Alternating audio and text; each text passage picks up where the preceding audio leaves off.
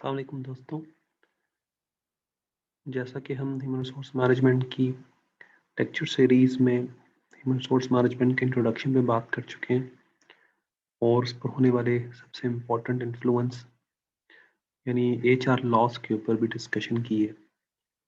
अब हम एक ऐसे फेज़ की तरफ जा रहे हैं जिसमें हम ह्यूमन रिसोर्स मैनेजमेंट की एक्टिविटीज़ पे डिटेल डिस्कशन करेंगे।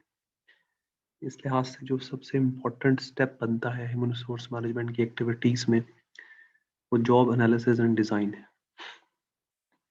इस बात को समझने की ज़रूरत है कि ऑर्गेनाइजेशन में जो जितने भी टास्क अरेंज किए जाते हैं वो बेसिकली ग्रुप किए जाते हैं और फिर जॉब्स जो हैं उनको क्लासिफाई किया जाता है यानी उनकी कैटेगरीज बनाई जाती हैं। बहुत इंपॉर्टेंट है ऑर्गेनाइजेशन के लिए कि वो ये रियलाइज़ करें, ये समझ सकें कि जॉब्स जो हैं उनकी नेचर क्या है और उनको परफॉर्म करने के लिए एम्प्लॉयज़ में कौन कौन से स्किल एबिलिटी या कौन सा नॉलेज चाहिए। और इस चीज़ को सामने रखते हुए इस इंफॉर्मेशन को गैदर करके वो जॉब को इस तरीके से प्रिपेयर करें कि एम्प्लॉइज़ उसमें मैक्सिमम परफॉर्मेंस दे सकें। यानी जो जॉब एनालिसिस से इंफॉर्मेशन गैदर होगी वो फिर इन आखिरकार जॉब डिज़ाइन के लिए यूज़ की जाएगी। जैसे कि हम देख रहे हैं कि हम अब ह्यूमन रिसोर्स मैनेजमेंट की हाउ वाले पार्ट में दाखिल हो रहे हैं। हमने इस पे डिस्कशन की थी कि ह्यूमन रिसोर्स मैनेजमेंट का हाउ वाला पार्ट ये एक्सप्लेन करता है कि ह्यूमन रिसोर्स मैनेजमेंट को कैसे परफॉर्म करना है। इस लिहाज से हमने इसको 4 इंपॉर्टेंट फेजेस में डिवाइड किया था: एक्विजिशन, डेवलपमेंट, मेंटेनेंस और रिवॉर्डिंग। हमने देख रहे हैं कि एनालाइजिंग जॉब्स यानी जॉब एनालिसिस डिज़ाइन जो है वो एक्विजिशन का पार्ट है।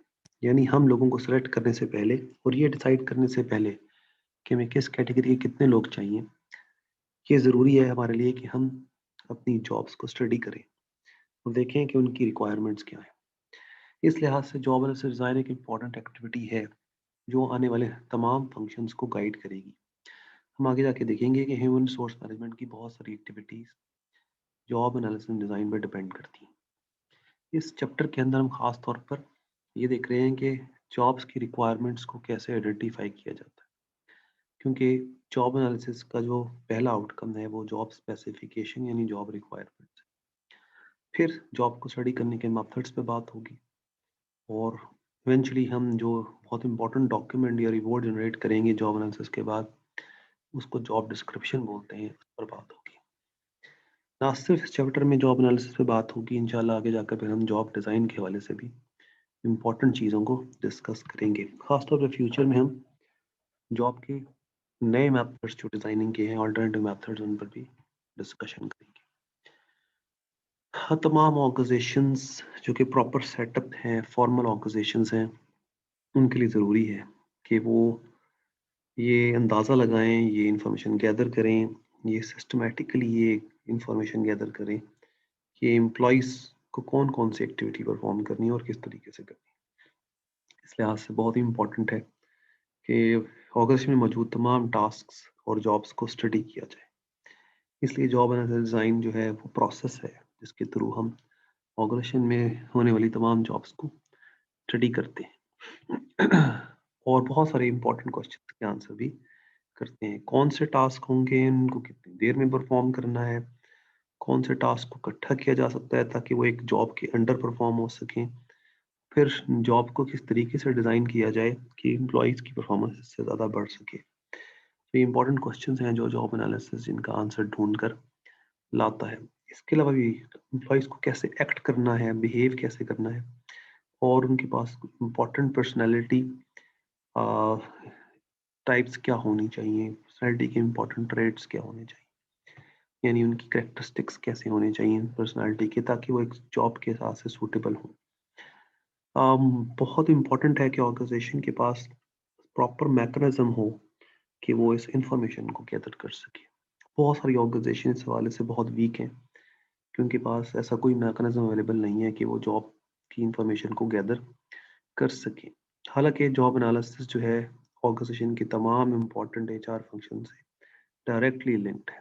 खास तौर पर रिक्रूटमेंट के हवाले से हमने देखा, हम आगे जाके देखेंगे कि रिक्रूटमेंट जो है वो प्रोसेस है जिसके थ्रू हम एडवर्टाइज करते हैं कि कौन से लोग किसी जॉब के लिए अप्लाई करें, उसमें आप देखते हैं कि एडवर्टाइजमेंट्स के अंदर क्लियरली मेंशन होता है कि जॉब की रिक्वायरमेंट्स क्या है। तो जॉब एनालिसिस रिक्रूटमेंट के पार्ट को इम्पोर्टेंट इन्फॉर्मेशन देता है कि जॉब में क्या क्या एलिमेंट्स चाहिए, कौन कौन से स्किल्स और एबिलिटीज रिक्वायर्ड है। इसी तरह सिलेक्शन करते वक्त हमें उन सिलेक्शन क्राइटेरिया को आइडिया जॉब एनालिसिस देता है, इसकी बेस पे लोगों को सेलेक्ट किया जा सके।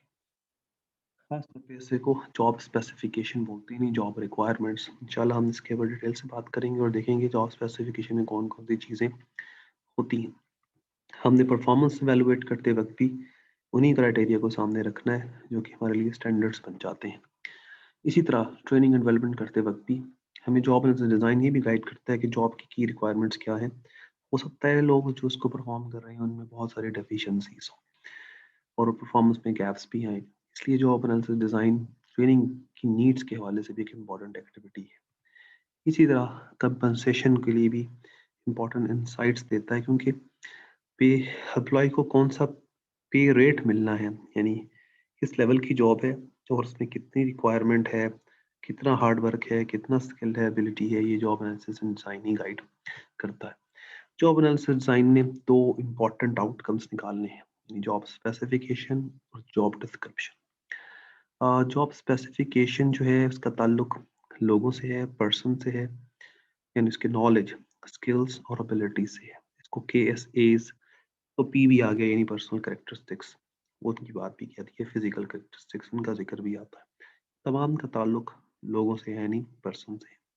जबकि जॉब डिस्क्रिप्शन, इसका ताल्लुक जॉब से है, यानी टास्क, ड्यूटीज और रिस्पॉन्सिबिलिटीज। हम टास्क, ड्यूटी, रिस्पॉन्सिबिलिटीज को आइडेंटिफाई कर लेते हैं, फिर उससे रिलेटेड लोगों को हायर करने की कोशिश करते हैं। इसलिए जॉब एनालिसिस डिज़ाइन ये दोनों इंपॉर्टेंट इन्फॉर्मेशन जो है वो ऑर्गेनाइजेशन के लिए प्रोवाइड करता है।